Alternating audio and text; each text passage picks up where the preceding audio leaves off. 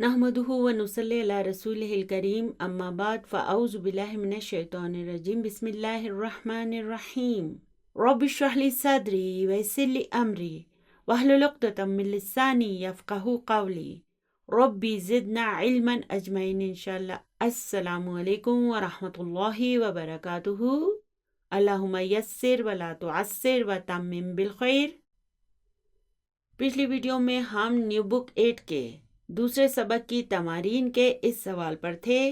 इस सवाल को हमने यहाँ तक मुकम्मल कर लिया था और आज हम इस सवाल के अगले जुज़ से अपनी इस वीडियो का आगाज़ करेंगे। अगर आप ओल्ड बुक्स इस्तेमाल कर रहे हैं तो ओल्ड बुक 3 में सबक नंबर 13 की तमारीन के इस सवाल पर आ जाएं। तो छठे जुज़ को हमने मुकम्मल कर लिया था। आज हम इस 7वें जुज़ से अपनी वीडियो का आगाज़ करेंगे। तो यहाँ पर लिखा है फिल तंजीली, यानी कि तंजील में है। तंजील किसे कहते हैं? कुरान पाक। वक़ाला रब्बुकुम उदऊनी अस्तजिब लकुम। तो चलिए पहले इस उदऊनी को देखते हैं, ये क्या है। देखें, ये फेल है दा यदऊ, यानी कि इसका ताल्लुक बाब नसरा से है। तो इसका अमर क्या होता है? देखें, इस तदऊ को जब हम फेल अमर में तब्दील करते हैं तो हम क्या करते हैं? हर्फ मुदारे और इसके आखिर के इस हर्फ इल्लत को हज़फ कर देते हैं, क्योंकि हमने इसे मजजूम करना होता है ना। इसलिए हम क्या करेंगे? इसके आखिर के हर्फ इल्लत को भी हज़फ कर देंगे और फिर इसे पढ़ने के लिए इसके शुरू में हमज़े वसल को लगा देंगे। तो इसका अमर बन जाएगा उदऊ। इसी तरह यहाँ पर यह था तदऊना। चलिए अब इसका फेल अमर बनाएं। यहाँ पर हम इसके हर्फ मुदारे को हज़फ करेंगे और मजजूम करने के लिए इसके आखिर के नून को हज़फ कर देंगे और फिर इसके शुरू में एक हमज़ा वसल लगा देंगे। तो ये बन जाएगा उदऊ। और फिर ये नी क्या है? इसमें ये नून जो है ये नून विकाया है और ये या मुतकल्लिम जो है ना, ये इसका मफूलुन बिही है। तो इसके मानी होंगे तुम मुझे पुकारो, तुम मुझसे दुआ करो। देखिए, कुरान पाक में इस तरह जब फेल अमर का हमजा आता है तो अक्सर औकात उस पर आराब मौजूद नहीं होते हैं। तो फिर वहाँ पर आपको आपका यह इल्म जो है वो काम आएगा। आप खुद यहाँ पर कन्फिगर कर सकते हैं कि इस हमजा पर क्या होना चाहिए।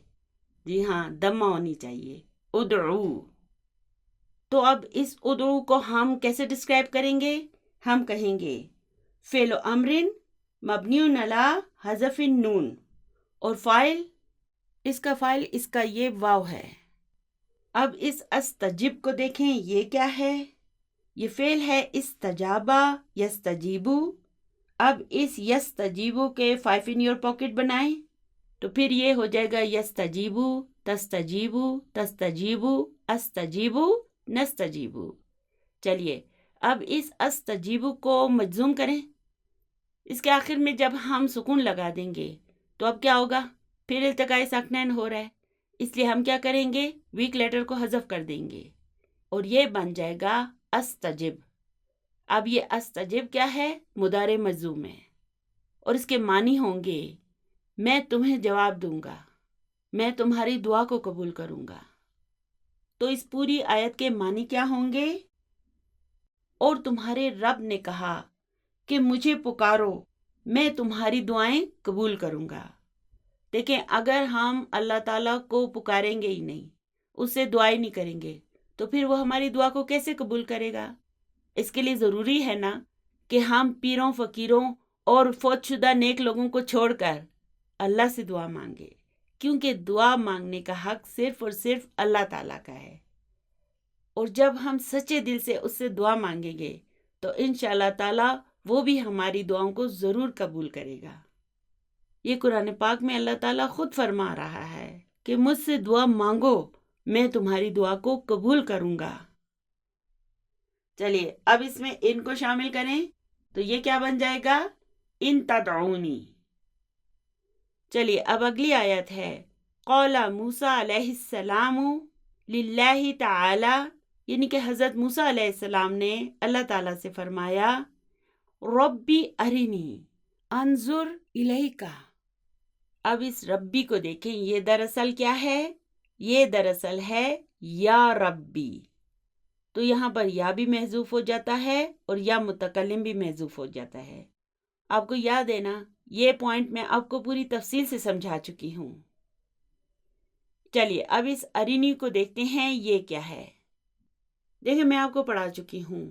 فعل ثلاثی ہے رعا، اور پھر اس کا مضارع کیا ہوگا؟ دیکھیں اس کا مضارع دراصل ہوتا ہے یرعا.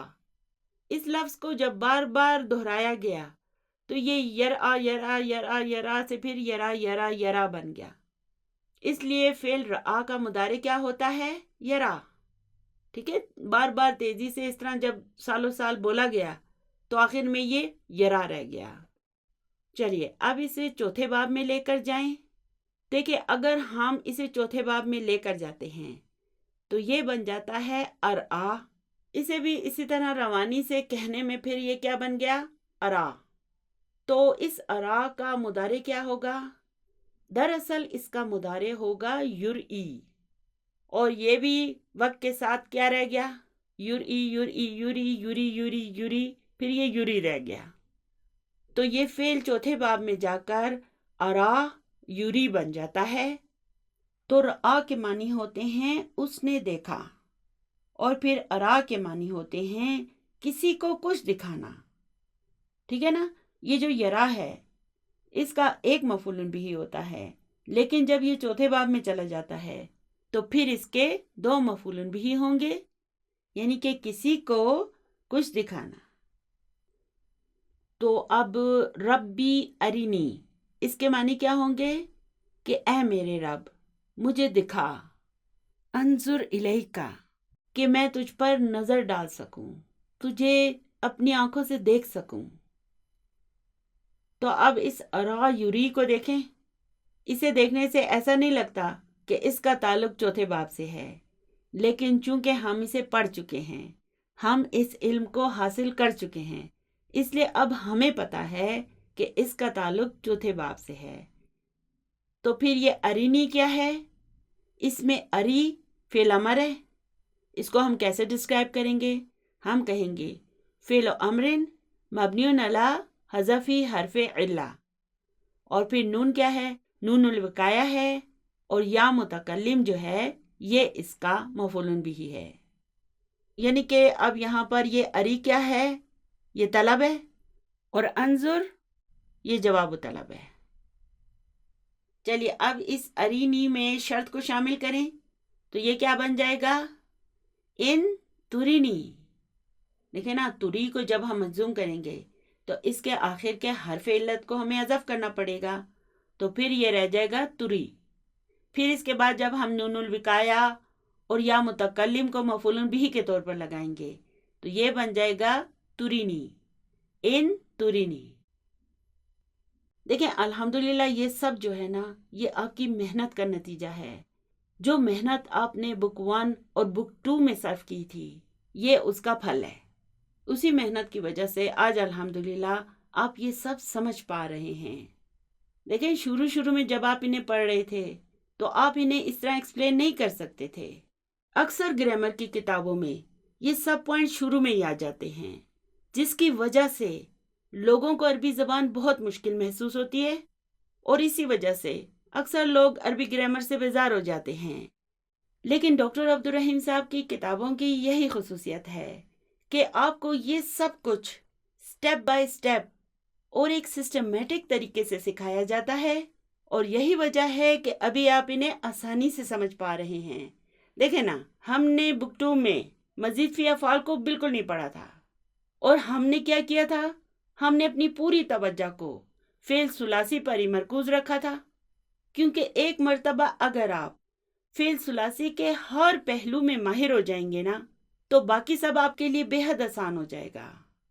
اور اب بک 3 کے 16ویں سبق سے ہم کیا کریں گے؟ ہم مزید فی افعال کو سیکھنا شروع کر دیں گے. دیکھیں مزید فی کی ہر ایک فارم کے لیے ہمیں پورا ایک سبق پڑھایا جائے گا. تو چونکہ آپ ابھی فعل ثلاثی میں ماہر ہو چکے ہیں، اس لیے انشاءاللہ تعالی آپ کو یہ سب بہت دلچسپ اور آسان محسوس ہوگا. پھر آگے لکھا ہے کما جاء فی سورۃ الاعرافی، جیسا کہ سورہ اعراف میں آیا ہے آیت نمبر 143 میں۔ تو چلیے اب آگے ایک حدیث آ گئی ہے، فی حدیثی ابن عباس رضی اللہ عنہما۔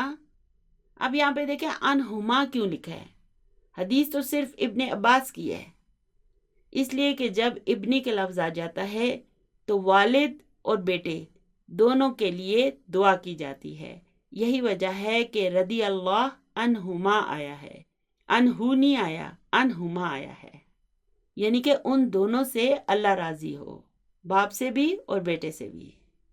چلیے اب آگے ہے احفظ اللہ، ملا کے پڑھیں اسے، احفظ اللہ یحفظ کا، یعنی تم اللہ کی حفاظت کرو، وہ تمہاری حفاظت کرے گا۔ ٹھیک ہے، اس کے لفظی معنی یہ بنتے ہیں۔ تو اس سے کیا مراد ہے؟ اس سے مراد یہ ہے کہ تم اللہ کے احکام کی حفاظت کرو، یعنی کہ ان پر عمل کرو، ان کا خیال کرو، اس کے حقوق ادا کرو، تو وہ تمہاری حفاظت کرے گا۔ چلیے اب اس میں ان کو شامل کریں، ان تحفظ اللہ، آگے ہے احفظ اللہ تجدہ تجاہک، یہ تجاہ کیا ہے؟ تجاہ ظرف و مکان ہے، اور پھر یہ کا کیا ہے؟ یہ اس کا مضاف الیہ ہے، یعنی تمہارے سامنے، یعنی کہ تم اللہ کی حفاظت کرو، اس کے احکام کی، اس کے حقوق کی حفاظت کرو۔ تجدہ، تم اسے پاؤ گے، تجاہک، اپنے سامنے، یعنی اپنے ساتھ پاؤ گے۔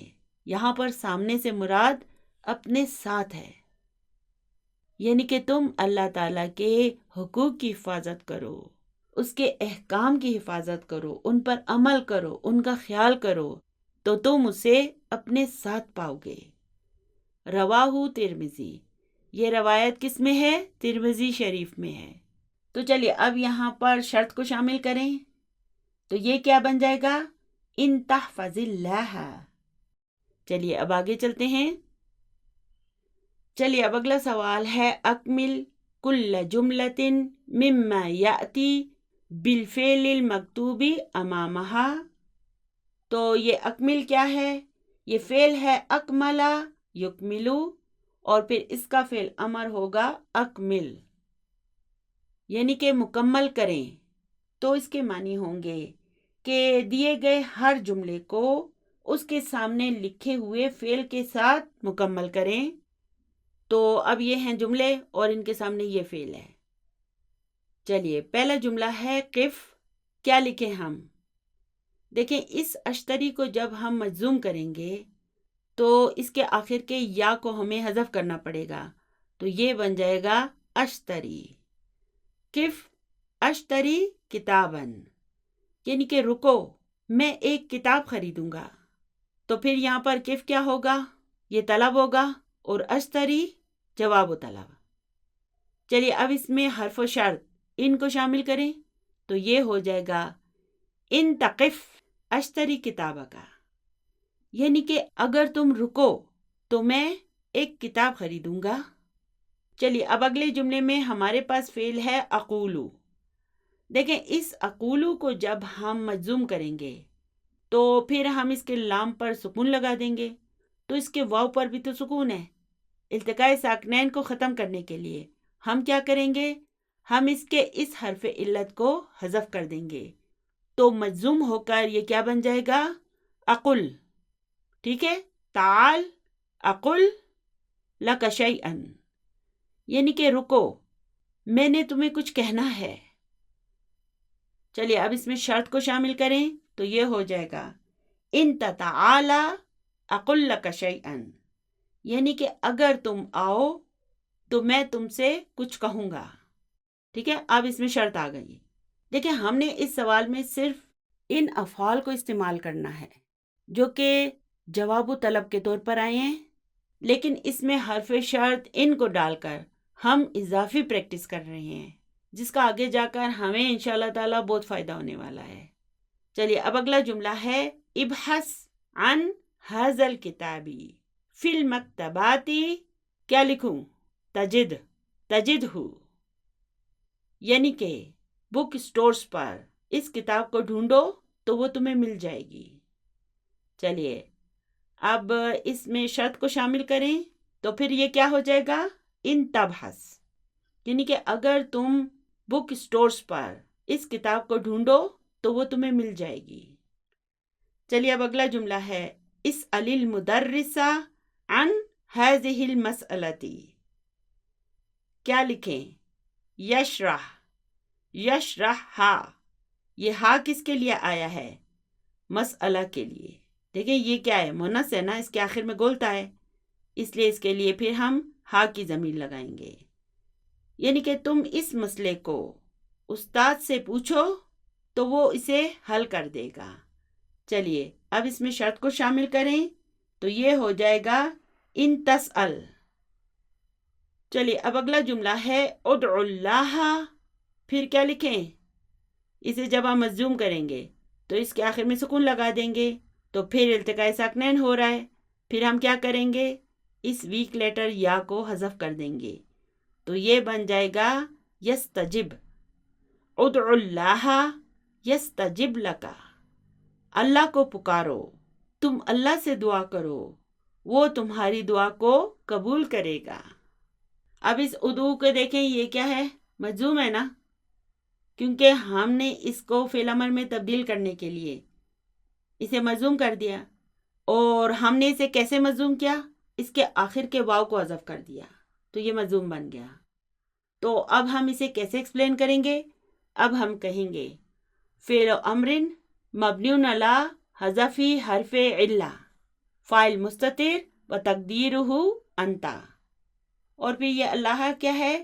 یہ اس کا مفعول بھی ہے، یعنی کہ تم اللہ کو پکارو، تم اللہ سے دعا کرو، یستجب لکا، وہ تمہاری دعا کو قبول کرے گا۔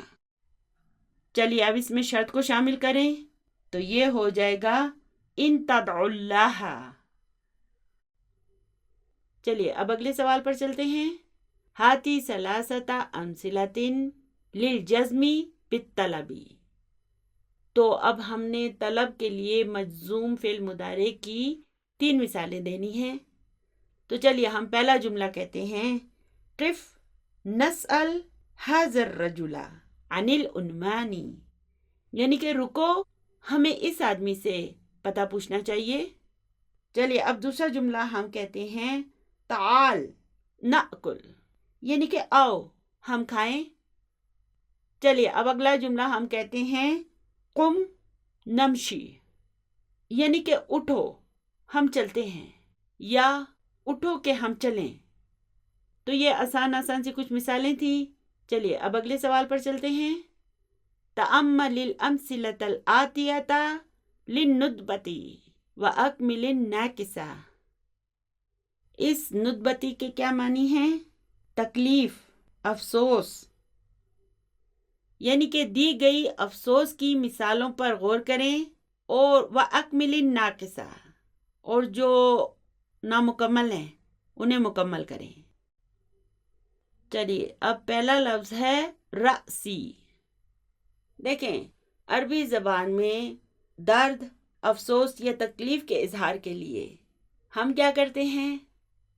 دیکھیں اگر ہم نے اپنے سر کے درد کے لیے کہنا ہے تو ہم کیا کریں گے؟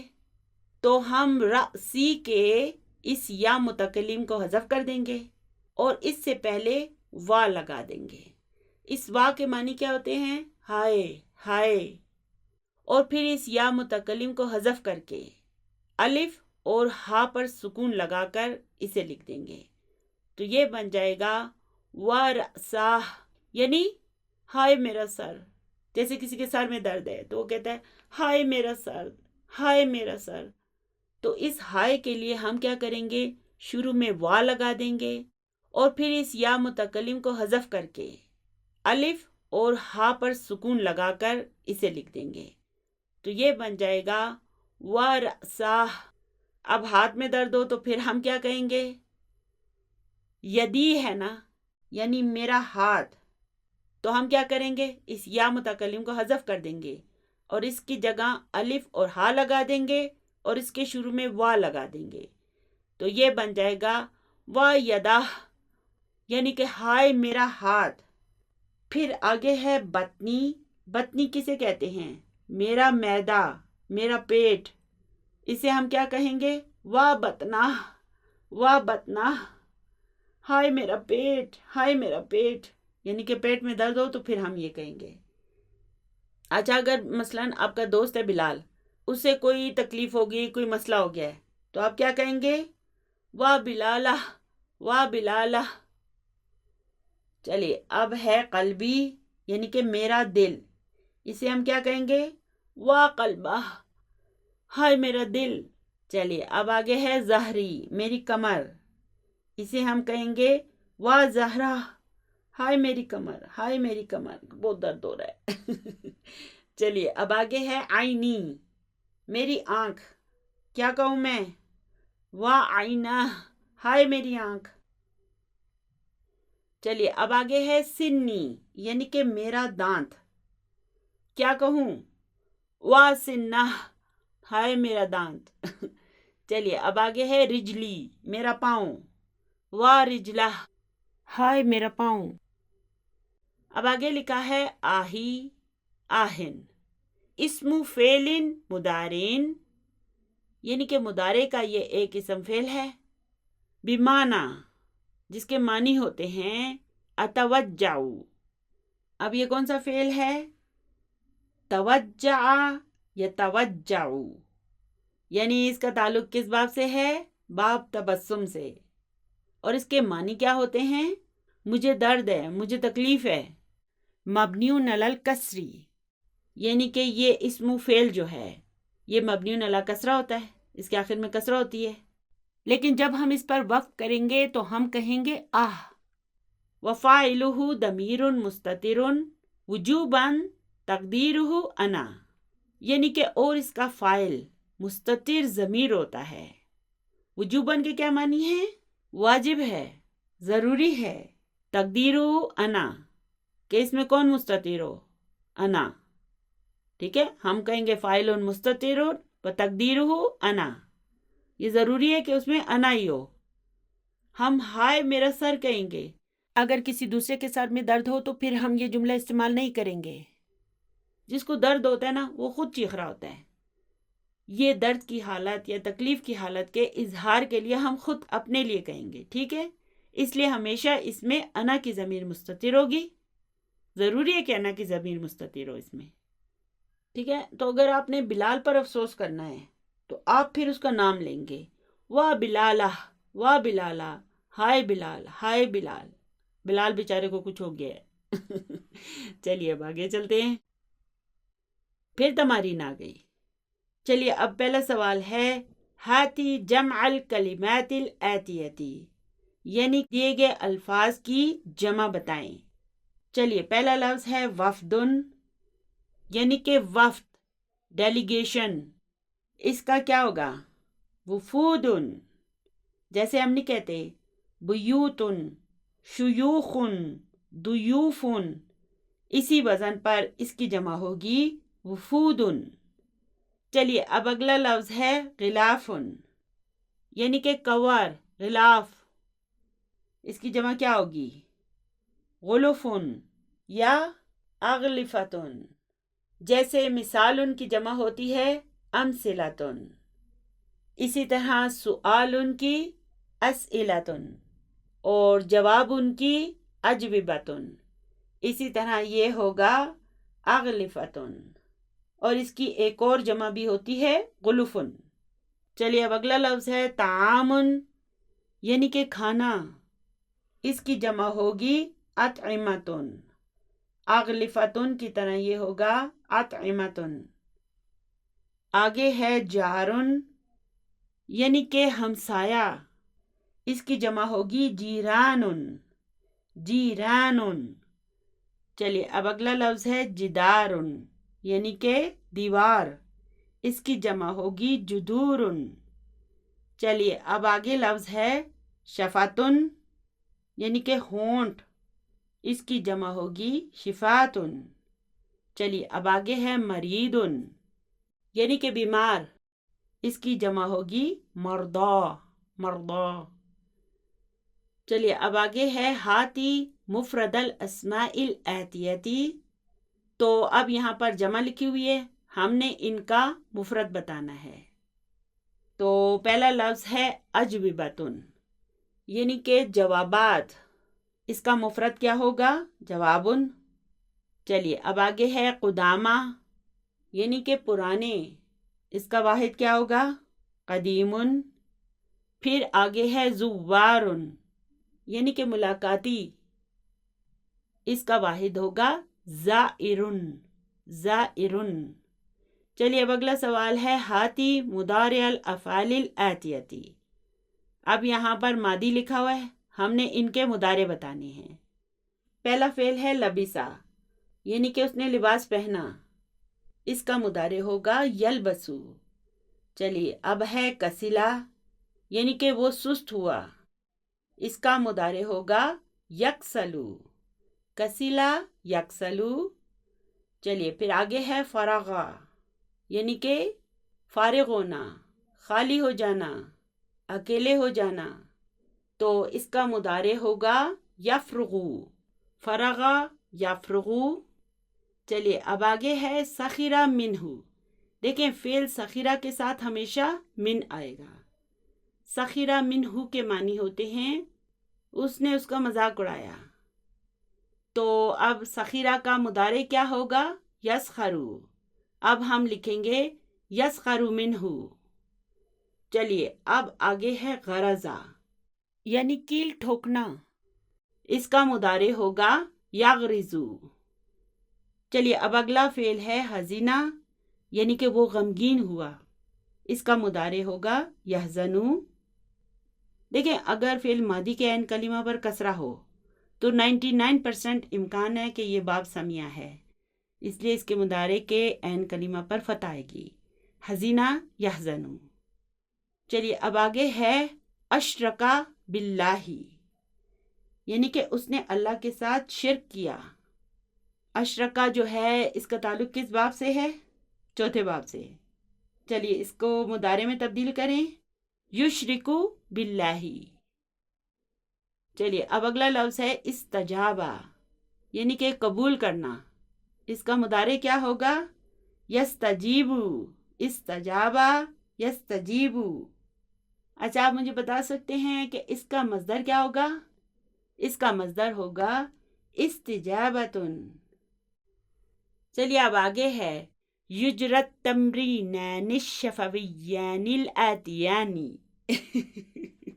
دیکھیں آپ کو ایسا نہیں لگ رہا کہ جیسے عربی کے ان الفاظ میں کوئی موسیقی چھپی ہوئی ہے؟ عربی زبان کتنی میوزیکل ہے۔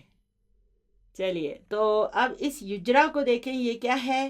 یہ فعل ہے اجرا یجری، اور پھر یجرا کیا ہے؟ یہ اس یجری کا مجہول ہے، اس کے مضارع کا مجہول ہے، یعنی اس کے معنی ہیں کہ زبانی مشق کرائی جائے۔ یہ استاد کے لیے نوٹ ہے کہ وہ اس مشق کو زبانی اسٹوڈنٹس کو کرائے۔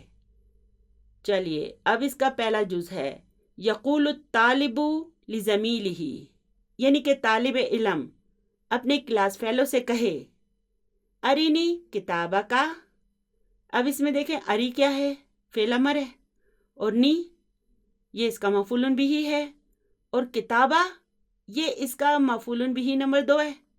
میں نے آپ کو کہا تھا نا کہ یہ اری جو ہے اس کے 2 مفعول بھی ہوتے ہیں، تو اب یہاں پر یہ اس کا مفعول بھی نمبر 1 ہے، اور کتابہ مفعول بھی نمبر 2 ہے، وہو مضاف، اور کا اس کا مضاف الیہ ہے، یعنی کہ تم مجھے اپنی کتاب دکھاؤ۔ اسی طرح اس کتابہ کا کی جگہ ہم ساعتہ کا کہہ سکتے ہیں، قلمہ کا کہہ سکتے ہیں، ٹھیک ہے؟ تو اسٹوڈنٹس ایک دوسرے کے ساتھ اس طرح پریکٹس کریں کہ مجھے اپنی کتاب دکھاؤ، مجھے اپنی گھڑی دکھاؤ، مجھے اپنا پین دکھاؤ، ٹھیک ہے؟ اس طرح بول کر آپ عربی زبان کی پریکٹس کریں گے، ٹھیک ہے؟ یہ اسٹوڈنٹس کے لیے۔ چلیے اب آگے ہے یقول الطالب لضمیرہ مشیرا الی طالب آخر، یعنی ایک طالب علم دوسرے طالب علم کی طرف اشارہ کرتے ہوئے اپنے کلاس فیلو سے کہے اریہی دفترہ کا اب یہاں پہ بھی اری کو دیکھیں، یہ کیا ہے؟ یہ فعل امر ہے، اور فاعل کہاں ہے؟ اس میں جو انتا کی ضمیر مستتر ہے وہ اس کا فاعل ہے، اور ہی کیا ہے؟ یہ اس کا مفعول بہ نمبر 1 ہے، اور دفترا یہ مفعول بہ نمبر 2 ہے، وہو مضاف، اور کا اس کا مضاف الیہ ہے، یعنی کہ تم اسے اپنی کاپی دکھاؤ۔ اسی طرح پھر ہم ساعتہ کا اور کتابہ کا بھی اس کے آخر میں لگا سکتے ہیں۔ تو جب آپ فارغ ہوں تو اس طرح سے ان جملوں کی پریکٹس کریں۔ تو الحمدللہ ابھی ہمارا یہ سبق بھی مکمل ہو گیا ہے اور اس کی تمارین بھی مکمل ہو گئی ہے۔ چلیے ابھی ہمارے پاس کچھ ٹائم ہے، ایسا کرتے ہیں کہ اس ٹائم میں اپنے اگلے سبق کی کچھ تیاری کر لیتے ہیں۔ تو آپ ایسا کریں کہ اپنی نوٹ بک میں ان جملوں کو نوٹ کر لیں۔ اوپر آپ نے لکھنا ہے دخول الفائی علی جواب الشرطی۔ اب آپ لکھیں اسمیت طلبیت وبجامد وبما ولن وبقد وبتنفیس۔ تو یہ ٹوٹل کتنی چیزیں ہیں؟ پہلا ہے جملہ اسمیہ، دوسرا جملہ طلبیہ، نمبر 3 ہے وبجامد، نمبر 4 ہے وبما، نمبر 5 ہے وبلن، نمبر 6 ہے وبقد، اور نمبر 7 ہے وبتنفیس۔ تو جملہ اسمیہ کا تو آپ کو پتہ ہے، لیکن پھر یہ جملہ طلبیہ کیا ہوتا ہے؟ تو جملہ طلبیہ میں طلب ہوتی ہے، اور اس طلب میں کون کون سی چیزیں شامل ہوتی ہیں؟ فعل و امر، لام و امر، استفہام اور لا الناہیہ۔ اور وبجامدن کے کیا معنی ہیں؟ فعل جامد، جامد افعال میں ہم نے لیسا کو پڑھ لیا ہے، اور پھر عصا بھی اس میں شامل ہے۔ پھر وبما کے معنی کیا ہیں؟ جس میں نفی کی جائے۔ وبلن، یہ لن کا حرف کس کے لیے استعمال ہوتا ہے؟ جی ہاں، یہ بھی نفی کے لیے استعمال ہوتا ہے۔ اور وبقد کے کیا معنی ہیں؟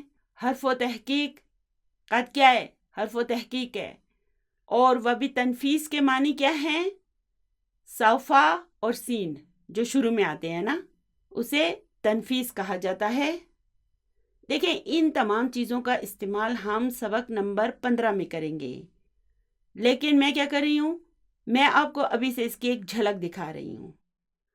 دیکھیں یہ جملہ جو ہے نا، یہ ہمارے کورس میں شامل نہیں ہے، لیکن چونکہ میرے استاد کو ان کے استاد نے یہ سکھایا تھا، اور اس کی وجہ سے انہیں آگے جا کر بہت آسانی ہوئی تھی، اس لیے انہوں نے ہمیں بھی یہی نصیحت کی کہ آپ بھی اپنے اسٹوڈنٹس کو یہ سکھائیں۔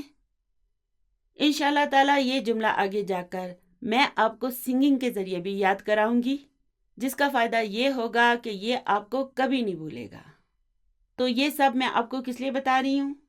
اس لیے کہ جب جواب و شرط ان میں سے کوئی چیز بھی ہو، ٹھیک ہے، یہ جو 7 چیزیں آپ کو میں نے بتائی ہیں نا، ان میں سے کوئی ایک چیز بھی اگر جواب و شرط میں ہو تو جواب و شرط میں فا آئے گا۔